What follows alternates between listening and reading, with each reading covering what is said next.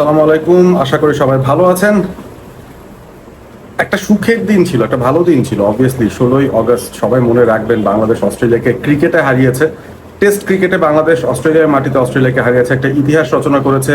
Test ইতিহাসের সবচেয়ে বড় আপসেটটা নাকি বাংলাদেশ ঘটিয়ে দিয়েছে। এরকম একটা দিনে যখন ক্রিকেটময় একটা অবস্থা, যখন ক্রিকেটে আনন্দের জোয়ার, ঠিক সেই সময়টায় অ্যাজ আ ফুটবল ফ্যান আপনি কিন্তু ডিসঅ্যাপয়েন্টেড হবেন।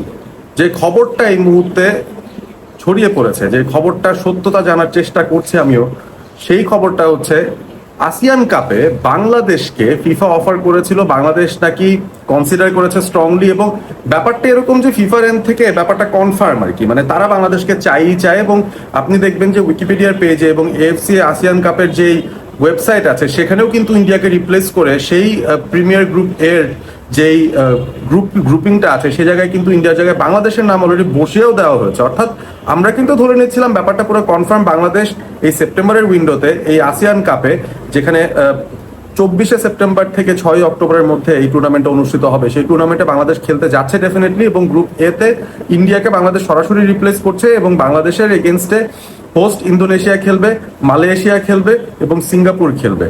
সো আলটিমেটলি আমি ধরে নিচ্ছিলাম যে আমাদের সেপ্টেম্বর উইন্ডোটা সেট হয়ে গেছে, এবং এখন নেক্সট যে প্ল্যান সেটা হচ্ছে এই আসিয়ান কাপটাকে কেন্দ্র করে খুব কুইকলি আমাদের ক্যাম্পটা কখন থেকে শুরু হবে, কোন কোন প্লেয়ারদের ইনিশিয়ালি ডেকে নেওয়া হবে, ফরেন প্লেয়ার বা বাইরের লিগে যে প্লেয়াররা খেলছেন তাদেরকে কখন অ্যাভেলেবল পাওয়া যাবে, সেই সব হিসেব নিকাশ হয়তো শুরু হয়ে যাওয়ার কথা। বাট অন্য খবর যেটা আমরা পাচ্ছি সেটা হচ্ছে বাংলাদেশের এন্ড থেকে নাকি এখনো পর্যন্ত ফিফাকে তারা সেই নিশ্চয়তাটা নাকি দেয়নি, বা সেই কনফার্মেশনটাই এখনো নাকি তারা দেয় নাই যে তারা আসিয়ান কাপটা খেলবে।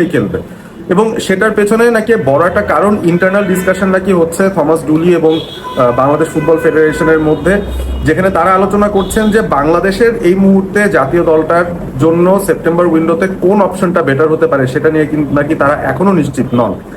মূল যে কারণটা নিয়ে বিতর্কটা হচ্ছে সেই কারণটা হচ্ছে থমাস ডুলির ধারণা মতে বাংলাদেশ, যারা এই মুহূর্তে ফিফার র্যাঙ্কিং এ 181-তে আছে, আপাত মুহূর্তে এই প্রি সিজনও না করা একটা স্কোয়াডকে নিয়ে তিনি অপ্রস্তুত হয়ে আসলে আসিয়ান কাপে যে নিজেদেরকে এম্বারেস করতে চাচ্ছেন না।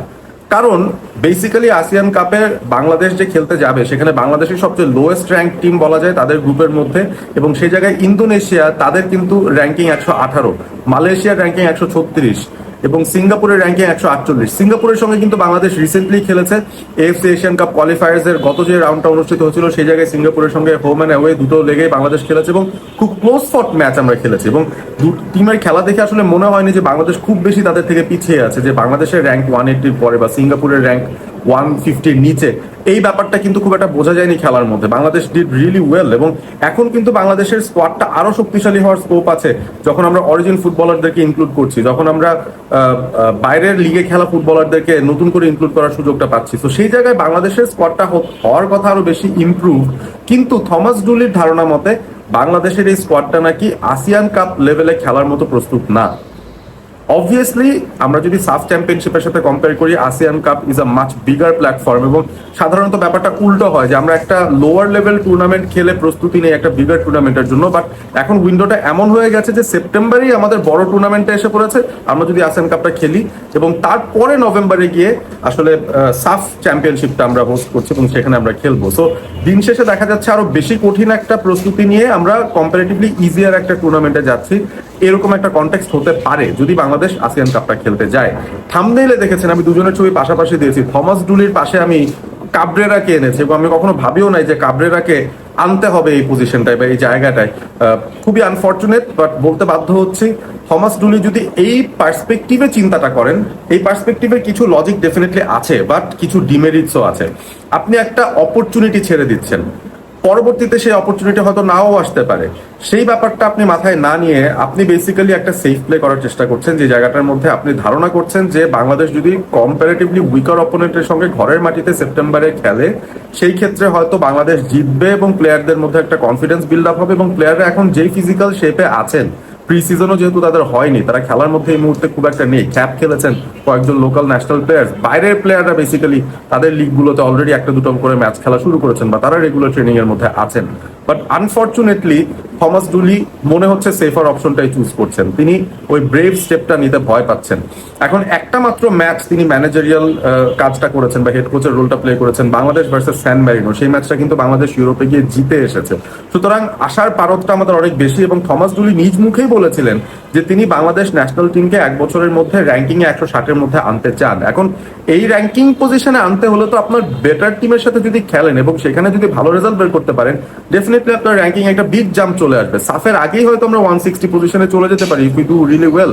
ওই 3টা দলের মধ্যে 2টো দলকে সাপোজ আমরা হারিয়ে দিলাম, ওরকম একটা প্ল্যানিং আমরা করলাম, সেটা যদি সম্ভব হয় তাহলে তো আমরা অনেক কুইকলি প্রোগ্রেস করতে পারবো। বাট আলটিমেটলি দেখে মনে হচ্ছে অনেকটা সেফ প্লে করা হচ্ছে, এবং এই জায়গায় আসলে থমাস ডুলি এককভাবেই সিদ্ধান্তটা নিচ্ছেন নাকি তাকে কোনোভাবে ইনফ্লুয়েন্স করা হচ্ছে, সেটা নিয়েও কিন্তু একটা জোর আলোচনা চলছে যে আসলে এই ইনফ্লুয়েন্সটা কারা করতে পারেন বা কারা চাইতে পারেন যে বাংলাদেশ ইজিয়ার অপোনেন্টের সাথে খেলেই জিতুক, টাফার অপোনেন্টের সাথে গিয়ে এম্বারেসড হওয়ার চেয়ে বা ওই রিস্কটা নেওয়ার চেয়ে, বা সেই ল্যাক অফ কনফিডেন্স কাদের মধ্যে থাকতে পারে।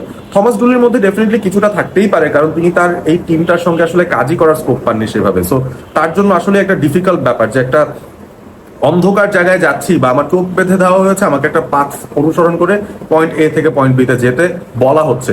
It's a very risky thing, এবং এই জায়গাটায় ওই early on in his coaching career আমার মনে হয় থমাস ডুলি সে রিস্কটা নিতেও ভয় পাচ্ছেন, সেটা একটা ফ্যাক্টর হতে পারে। আরেকটা ফ্যাক্টর হতে পারে তিনি হয়তো ভাবছেন এটা করা ভালো, বাট অন্য কোনো বড় ইনফ্লুয়েন্স তার উপর ভর করছে, যেটার কারণে তিনি হয়তো মোটামুটি সিদ্ধান্ত এরকম নিচ্ছেন যে না, it's maybe safer to play lesser quality team, যেন আমরা অ্যাটলিস্ট একটা কনফিডেন্স নিয়ে সাফ টুর্নামেন্টটায় যাই। সো ইন্ডিয়ার যেমন অন্যরকম একটা ইস্যু ছিল, তারা সেপ্টেম্বর উইন্ডোতে ব্রাজিলের সাথে খেলবে এবং সে কারণে তারা আসিয়ান কাপটাকে ছেড়ে দিয়েছে।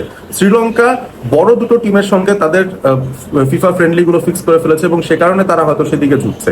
বাংলাদেশ তো কোনো প্রি প্ল্যান এখনো করেনি, তো তাদের জন্য এই আসিয়ান কাপটা কেন একটা ভালো অপরচুনিটি হিসেবে নেওয়া হবে না? মানে এই টুর্নামেন্টটা যদি বাংলাদেশ খেলতে যায়, যদি 3টা ম্যাচও হেরে যায়, বাট প্রসেসটা যদি ঠিক থাকে, থমাস ডুলি যদি ভালো ফুটবল খেলাতে পারেন এই দলটাকে দিয়ে, আমাদের টিমের সর্বোচ্চ অ্যাবিলিটি কি আমরা তো জানি। সো অ্যাজ ফ্যান্স সেখান থেকে কিন্তু কোনো প্রেশার তিনি পাবেন না, বরঞ্চ অ্যাপ্রিসিয়েট করা হবে যে বাংলাদেশ ফাইট করছে, কতটুকু ফাইট করছে, আমরা কতটুকু লড়াই করতে পারছি, আমাদের লেভেলটা কোথায় আছে, কোথায় কোথায় ইমপ্রুভ করতে হবে, সেটা হয়তো খুব জলদি তিনি বের করে ফেলতে পারবেন, সেই ভুলগুলো জলদি তিনি আইডেন্টিফাই করতে পারবেন, এবং সাফের জন্য প্রিপারেশন আমাদের আরো বেটার হবে যদি 3টা ম্যাচ আমরা হেরে যাই এই আসিয়ান কাপে গিয়ে। সো এই বিষয়টা আমি জানি না কিভাবে আপনারা দেখছেন, কমেন্ট করে ডেফিনেটলি জানিয়ে দেবেন। এবং ফিফার এন্ড থেকে গ্রিন সিগন্যাল পাওয়ার পরেও, এএফসি ওয়েবসাইটে বাংলাদেশের নাম উঠে যাওয়ার পরেও এখনো কেন বাংলাদেশ ফুটবল ফেডারেশনের এন্ড থেকে কোনো ফর্মাল নোটিশ আসেনি যে আমরা আসিয়ান খেলতে যাচ্ছি, সেই সিদ্ধান্ত নিয়ে এখনো কেন দোদুল্যমান অবস্থা, সেটার দায় কিন্তু অনেক সময় থমাস ডুলিকে নিতে হবে, তিনি যদি প্রেসের সামনে ফর্মালি এই কথাটা বলে ফেলেন। সো তার রিজনিং গুলো খুব একটা পজিটিভ ঠেকছে না, এবং আমার কাছে মনে হচ্ছে যে জায়গায় কোনো একটা জল ঘোলা করার সিচুয়েশন সামনে আসতে পারে। দেখা যাক, 1-2 দিন অপেক্ষা করে দেখি রেজাল্টটা কি হয় ফাইনালি। ভালো থাকবেন সবাই, সাবস্ক্রাইব করবেন অল স্পোর্ট এবিপি।